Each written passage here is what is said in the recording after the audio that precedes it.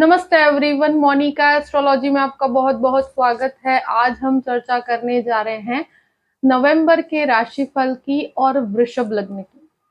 देखिए, वृषभ लग्न वालों के लिए नवंबर के महीने में किस प्रकार की परिस्थितियां हैं और कैसे चेंजेस होने वाले हैं, ये हम जानने की कोशिश करेंगे। सबसे पहले हम बात करते हैं ग्रह गोचर की। मंगल जो है 30 अक्टूबर से 13 जनवरी यानी कि बहुत लंबा समय है, वक्री होने जा रहे हैं और ये एक आपके लिए बहुत इंपॉर्टेंट फैक्टर है। 13 नवंबर को मंगल की एंट्री होगी वृषभ राशि के अंदर। जो अभी मिथुन राशि में चल रहे हैं, वृषभ राशि में आएंगे 13 तारीख को। सूर्य 17 नवंबर से वृश्चिक राशि के अंदर आएंगे। 16 तारीख तक वो तुला राशि के अंदर रहेंगे केतु के साथ। बुध का 13 नवंबर को वृश्चिक राशि में भ्रमण शुरू होगा। शुक्र 11 तारीख को वृश्चिक राशि के अंदर आ जाएंगे। तो इस तरह के चेंजेस हैं। एक बहुत इंपॉर्टेंट फैक्टर यह है कि गुरु मार्गी हो रहे हैं 24 नवंबर को, और इसका भी पॉजिटिव आपको रिफ्लेक्शन डेफिनेटली मिलेगा। अब बात करते हैं शुरू से, यानी कि आपके लग्न से। वृषभ लग्न और लग्न का स्वामी होता है शुक्र, और शुक्र जो है इनिशियली यानी कि कहा जाए कि 11 तारीख तक वो आपके 6th हाउस में रहेगा। लग्नेश का छठे घर में जाना, सूर्य केतु के साथ युति रहेगी, उसके साथ बुध भी रहेंगे, क्योंकि बुध भी 13 तारीख को वृश्चिक राशि के अंदर आएंगे, तब तक वो भी यहीं पर रहेंगे। और सबसे इंपॉर्टेंट फैक्टर है कि 13 तारीख को मंगल की भी लग्न के अंदर एंट्री होती है। तो मंगल का जो वक्री भ्रमण होते हुए वो आपके लग्न में आएंगे और बहुत से चेंजेस हैं। तो एक तरह से देखा जाए, ये जो फैक्टर है कि जो शुरू के 13 दिन का समय है, यहाँ पर बहुत इंपॉर्टेंट फैक्टर यही है कि कोई भी कार्य करते हैं तो वहां पर आपको थोड़ा कॉम्प्रोमाइजिंग पोजीशन हो सकती है। तो अगर कोई भी काम नया शुरू करना चाहते हैं तो आई थिंक 13 तारीख के बाद किया जाए तो और भी अच्छा है, क्योंकि जब 13 तारीख के बाद मंगल आपके लग्न के अंदर आएंगे और साथ साथ में शुक्र की पोजीशनिंग भी काफी अच्छी रहेगी और शुक्र मंगल का परिवर्तन योग बनेगा। तो ये आपके काम के अंदर बहुत पॉजिटिविटी लेकर आएगा। अगर आपका कोई भी जॉब इंटरव्यू है तो वहां पर आपको काफी प्रेजेंटेशन काफी स्ट्रांग रहेगा, आपका अट्रैक्शन रहेगा, आपकी वाणी के अंदर काफी अट्रैक्शन रहेगा और आप डिसीजन लेने के अंदर बहुत ही प्रोमिनेंटली एक्टिव हो पाएंगे। तो इनिशियली जो शुरू के 13 दिन का समय है, अगर वहां पर कोई भी कार्य करते हैं तो थोड़ा कॉम्प्रोमाइज और थोड़ा सा आपको समझ के चलना पड़ेगा। मतलब आपको जो रिजल्ट्स चाहते हैं वो 13 तारीख के बाद आपको पॉजिटिव मिलना शुरू होंगे और बाद में आपके लिए कोई भी नया कार्य शुरू करने के लिए बहुत अच्छा समय है। जो भी मेडिसिन के साथ जुड़े हुए हैं या आईटी के अंदर है या जो भी डिजाइनिंग क्षेत्र के साथ जुड़े हुए लोग हैं, तो उनके लिए बहुत ही अट्रैक्टिव रहेगा उनका कार्य। उनके काम को काफी कहते हैं ना, सेंटर में रख के देखा जाएगा। तो ये एक तरह से बहुत ही पॉजिटिव समय है आपके लिए। अब बात है सेकेंड हाउस की। द्वितीयेश जो है बुध है और इनिशियली वो 6th हाउस में है, उसके बाद 7वें घर में है। देखिए, फैमिली के अंदर शुरुआत की जो टाइमिंग है 13 दिन तक, तो वहां पर आपको एक चीज मैं जरूर कहूंगी कि 13 दिन तक आपको लड़ाई झगड़े की स्थिति महसूस हो पाएगी। इनिशियली ज्यादा रहेगी ये चीज, क्योंकि डिस्प्यूट्स के हाउस में है बुध और फैमिली के अंदर कोई भी ऐसा मैटर होता है तो आपकी वाणी पर बहुत संयम रखिएगा, क्योंकि मंगल लग्न में वक्री होगा तो काफी डोमिनेटिंग हो जाता है व्यक्ति, बहुत ज्यादा ईगो क्लैश में पड़ जाता है, भले फैमिली मैटर के अंदर भी। तो अभी कोई भी अगर इस प्रकार की स्थिति आती है तो बहुत शांति बना के आगे बढ़िए, क्योंकि ये एक ऐसी स्थिति बनती है कि जहां पर व्यक्ति को बहुत शांति से कार्य करना चाहिए, क्योंकि मंगल का वक्री भ्रमण भी चल रहा है और बुध की पोजीशनिंग इस प्रकार से है कि वो डिस्प्यूट्स में डाल देता है व्यक्ति को। तो वहां अपनी वाणी पे बिल्कुल संयम रखिएगा। और जो भी बिजनेस के अंदर आपको काफी बेनिफिट्स और फाइनेंशियल बेनिफिट्स 13 तारीख के बाद अच्छे मिल रहे हैं, कोई भी इन्वेस्टमेंट्स भी करते हैं आपके लिए पॉजिटिव रहेगा। और एक तरह से सेविंग्स का पॉजिटिव रिजल्ट, कोई भी अगर आप इन्वेस्टमेंट्स भी करना चाहते हैं या सेविंग्स में बढ़ोतरी देखना चाहते हैं, तो वो 13 तारीख के बाद आपको महसूस होगी और शुरुआत होगी। आप कोई भी नया कार्य भी शुरू करते हैं तो वहां आपको काफी आप चीजों में एक्टिवली इन्वॉल्व भी हो पाएंगे। अब बात करते हैं तृतीय भाव की। तृतीय भाव के ऊपर शनि की मार्गी दृष्टि अब पड़ रही है और गुरु की भी दृष्टि पड़ रही है। तो कोई भी इनिशिएटिव लेना चाहते हैं, कोई नई टेक्नोलॉजी के साथ जुड़कर कार्य करना चाहते हैं, जो भी लोग एक तरह से कहा जाए कोई लॉ के फील्ड के अंदर हैं, कोई भी कहते हैं ना न्याय से रिलेटेड कोई भी कार्य करते हैं, लॉयर्स हैं, उन लोगों के लिए कोई मतलब नई चीजों को सीखना और उसके लिए कोई नया अपना खुद का कार्य शुरू करना चाहते हैं या ऐसी कोई भी एग्जाम्स दे रहे हैं तो उनके लिए बहुत अच्छा है। कोई भी इनिशिएटिव लेना चाहते हैं, नया कार्य शुरू करना चाहते हैं, वहां भाई बहनों के साथ जुड़कर या ओल्ड फ्रेंड्स के साथ जुड़कर कोई नया बिजनेस स्टार्ट करना चाहते हैं, तो भी ये समय आपके लिए बहुत ही पॉजिटिव रहेगा। थर्ड हाउस के ऊपर बहुत ही पॉजिटिव रिफ्लेक्शन है और 24 तारीख के बाद तो गुरु मार्गी होने पर ये और भी ज्यादा एक्टिवली वर्क करेगा आपके लिए। तो जो भी आप प्लान करेंगे उसको एक मटेरियलाइज कर पाएंगे और उसके रिजल्ट्स आपको पॉजिटिव मिलना शुरू होंगे। अब बात करते हैं चतुर्थ भाव की। देखिए चतुर्थ भाव पर मंगल की दृष्टि पड़ेगी 13 तारीख के बाद और चतुर्थेश जो है वो सूर्य केतु एक साथ योग के अंदर बैठे हैं 6th हाउस में। तो 16 तारीख निकलने के बाद सूर्य 17 तारीख को जब यहाँ पर एंटर होंगे तो वो एक तरह से कहा जाए कि कोई भी प्रॉपर्टी खरीदने के लिए 16 तारीख के बाद का समय और भी अच्छा है।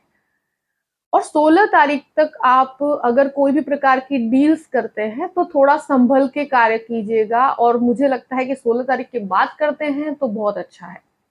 प्रॉपर्टी लेना चाहते हैं, व्हीकल्स खरीदना चाहते हैं, इस तरह की स्थितियों के अंदर 16 तारीख के बाद की स्थितियां बहुत अच्छी है।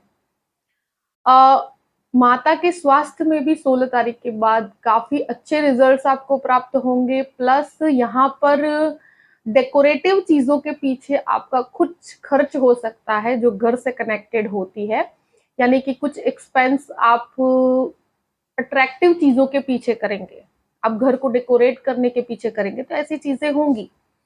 और काफी ऐसे शौकियाना खर्चे हम करते हैं क्योंकि आपका मेन लॉर्ड शुक्र है, तो ऐसी चीजों की तरफ अट्रैक्शन आपका बढ़ेगा। जैसे नई कार खरीदना हो या कोई नई डेकोरेटिव चीजें घर के लिए खरीदना होता है, फर्नीचर खरीदना होता है, ऐसी चीजें के लिए पीछे आपका खर्च हो सकता है।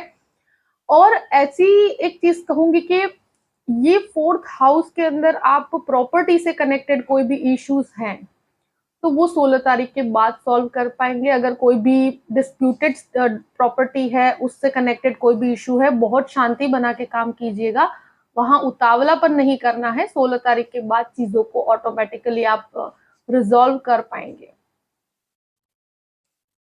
अगर माता के स्वास्थ्य को लेकर भी कोई भी समस्या अगर आपको आ रही है तो वो 16 तारीख के बाद उसमें काफी अच्छी पॉजिटिविटी है। अब बात करते हैं आपके पंचम भाव की। पंचम भाव का अधिपति बुध है और इनिशियली एक तरह से कहा जाए वो 13 तारीख तक यानी कि 12 तारीख तक तो वो आपके 6th हाउस में है, फिर 7th हाउस के अंदर जाता है। तो यहाँ पर अगर कोई भी लव रिलेशनशिप है तो वहां पर 13 तारीख तक बहुत संभल के रहना है। 13 तारीख के बाद की परिस्थितियां ऐसी बनती है कि जहां पर आप अगर कोई भी मैरिज को आप रिलेशनशिप को आगे बढ़ाना चाहते हैं तो उसके लिए एक नेक्स्ट लेवल तक आप ले जा पाएंगे, पर थोड़ा संभल के करना पड़ेगा। कोई भी अगर लव मैरिज की परिस्थिति है, कोई रिलेशनशिप है जिसको आप आगे बढ़ाना चाहते हैं तो वहां थोड़ा अट्रैक्शन काफी स्ट्रांग रहेगा क्योंकि शुक्र मंगल का दृष्टि संबंध भी है और सूर्य का भी एंट्री होगा 16 तारीख के बाद। तो रिलेशनशिप के अंदर क्या है कि अगर नेक्स्ट लेवल पर ले जाना चाहते हैं तो आपको बहुत शांति और बहुत पीस के साथ इस चीज को आगे बढ़ाना पड़ेगा। अगर अग्रेसिवली और उतावलेपन के साथ अगर आगे बढ़ते हैं तो वहां पर आपको थोड़े डिस्प्यूट्स का सामना करना पड़ सकता है, मगर ये प्रोमिनेंटली लव मैरिज की परिस्थिति क्रिएट होती है। स्टूडेंट्स की बात करते हैं, आईटी क्षेत्र वाले, मेडिकल छात्र वालों को बहुत ही अच्छी परिस्थिति है, उनको पॉजिटिव रिजल्ट्स प्राप्त होंगे, डेफिनेट होंगे। और यहाँ पर गुरु की दृष्टि भी पड़ती है, तो जो जो लैंग्वेजेस की स्टडीज भी करते हैं या जो जो एमबीए की एजुकेशन में है, उनके लिए भी बहुत अच्छा है। आपको उसका जो रिजल्ट प्राप्त होना चाहिए, 13 तारीख के बाद क्या है कि बुध का पोजिशनिंग आपके लिए बेटर होगा, और जो जो कार्य करना चाहते हैं वहां पर आपको फोकस के साथ कर पाएंगे, एजुकेशन के अंदर जुड़कर कार्य कर पाएंगे। मगर स्टूडेंट लाइफ के अंदर भी थोड़े डिस्ट्रैक्शंस हैं, यानी कि कोई भी रिलेशनशिप में पढ़कर आप अपनी एजुकेशन को थोड़ा सा देख पाएंगे कि थोड़ा सफर होगी आपकी एजुकेशन, तो वहां पर आपका फोकस डेफिनेटली खराब हो रहा है, तो थोड़ा उस पर ध्यान दीजिएगा, क्योंकि ये भी बहुत जरूरी है। वैसे गुरु का जो दृष्टि है वो पूर्ण रूप से आपके फोकस को बना के रखेगा, तो बहुत घबराने वाली स्थिति नहीं है। एक तरह से कहा जाए कि शेयर मार्केट के अंदर आप इन्वेस्ट करना चाहते हैं, तो वहां पर भी यही चीज कहूंगी कि 13 तारीख के बाद शेयर मार्केट वालों के लिए बहुत पॉजिटिव समय है, उसमें आगे बढ़ा जा सकता है, और कोई भी डिसीजंस लेना चाहते हैं तो ले सकते हैं।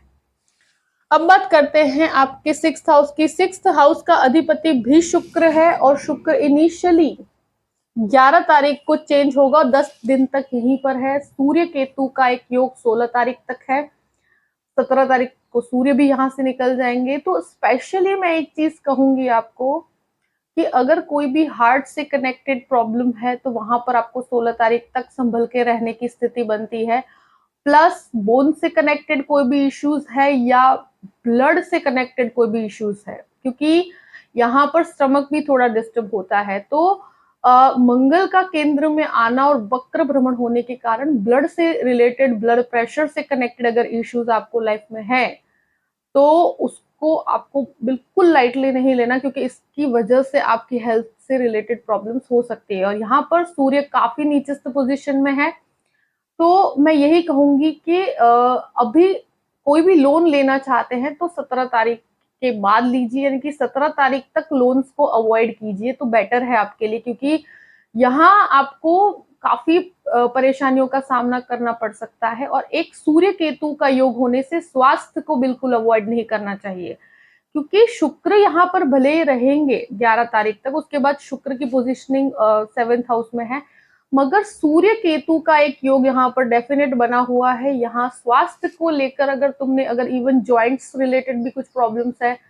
ब्लड प्रेशर से कनेक्टेड कुछ प्रॉब्लम्स है, तो इन चीजों को आप लाइटली लेंगे तो लॉन्ग टर्म पे आपको प्रॉब्लम होने की संभावनाएं बनती है। तो अगर ऐसा कुछ भी है तो उसमें प्रॉपर ट्रीटमेंट लेने की जरूरत है।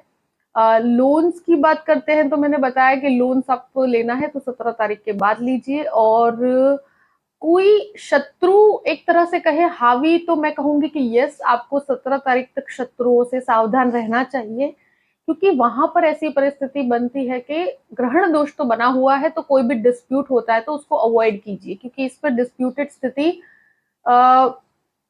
बनती है। एक चीज मैं जरूर कहूंगी कि जो लग्न के अंदर मंगल वक्र भ्रमण में आएंगे तो वो व्यक्ति को उतावलापन बहुत देते हैं, अग्रेशन बहुत देते हैं और बहुत डोमिनेटिंग बनाते हैं।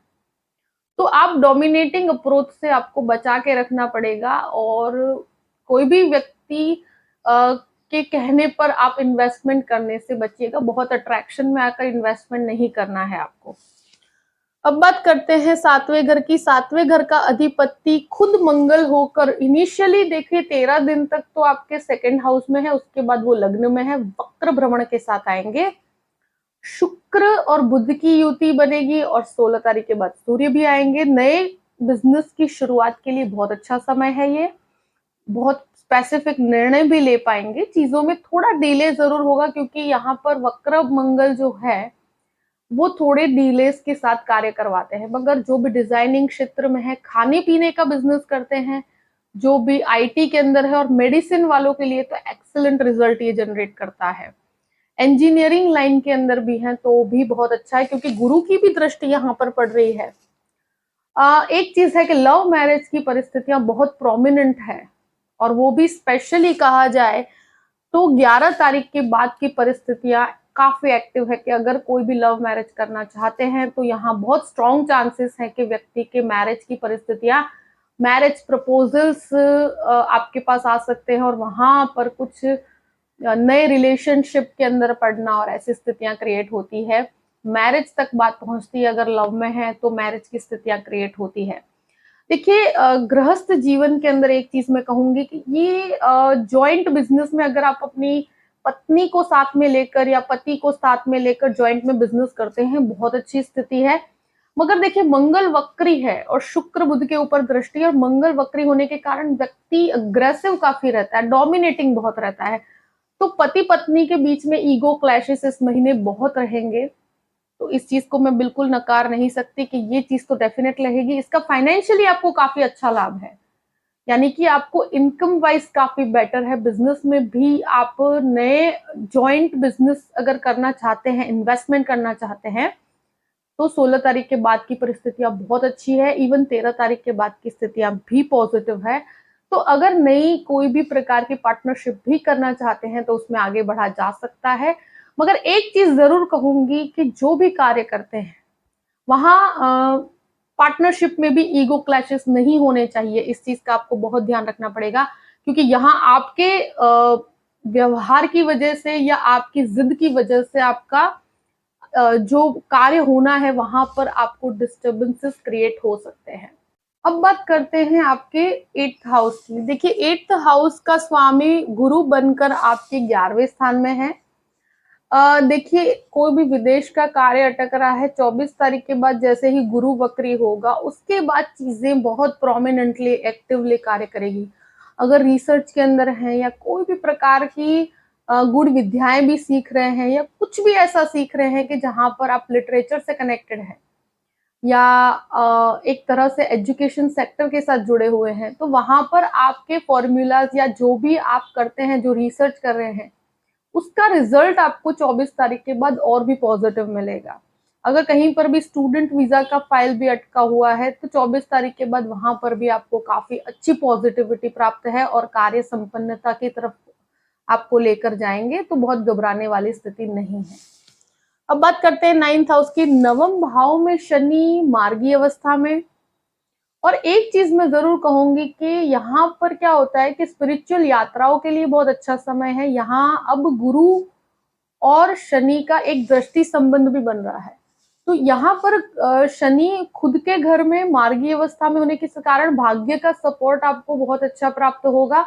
प्लस काफी एक्टिवली आपका भाग्य कार्य करेगा। जो भी बाधाएं हैं अब वो संपन्नता की तरफ है। यहाँ आपका जो भी कार्य अटक रहा था तो उसमें आपको आगे का रास्ता डेफिनेट प्राप्त होता है, और अगर फादर के साथ भी जुड़कर कार्य करते हैं तो वहां पर भी आपको काफी पॉजिटिव समय मैं कहूंगी। और यहाँ अगर आप कोई भी मास्टर्स करना चाहते हैं लॉ के अंदर, यानी कि लीगल एजुकेशन में लॉयर्स हैं या कोई भी एडमिनिस्ट्रेटिव पोजीशन पे हैं, तो वहां पर आपके लिए काफी बेटर रिजल्ट्स प्राप्त होते हैं।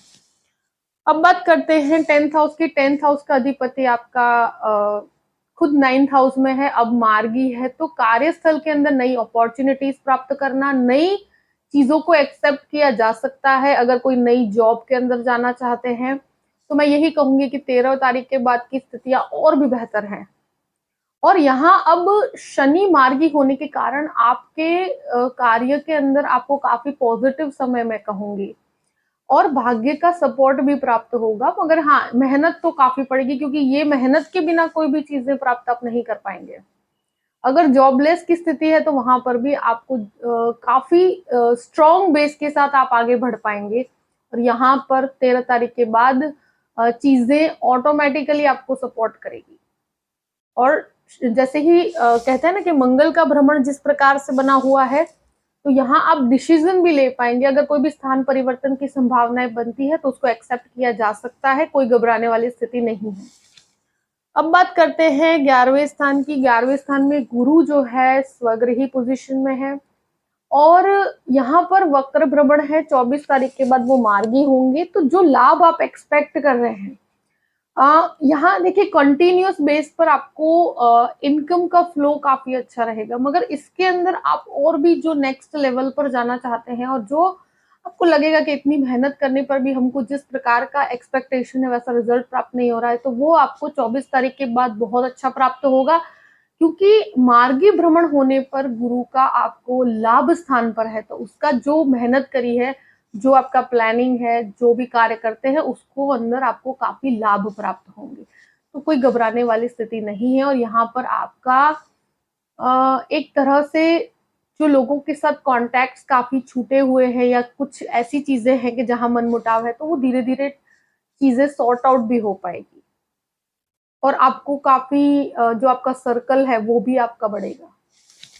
अब बात करते हैं आपके 12th हाउस की 12वें स्थान का अधिपति मंगल होकर लग्न में।